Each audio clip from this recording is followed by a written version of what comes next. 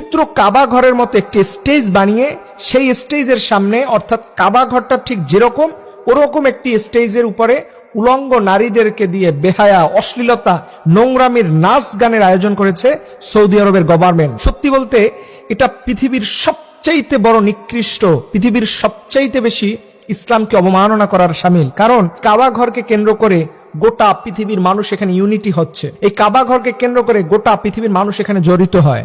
এই কাবা ঘরকে কেন্দ্র করে গোটা পৃথিবীর মানুষ হজের সময় একত্রিত হয়, যেখানে সাদা কালা, গরিব বড়লোক ধনী কোনো মানুষের পার্থক্য থাকে না।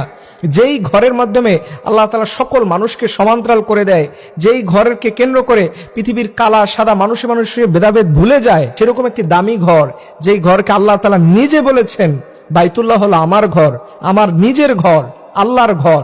সেই ঘরের মতো একটি ঘর বানিয়ে সেখানে উলঙ্গ নারীদেরকে, এই যে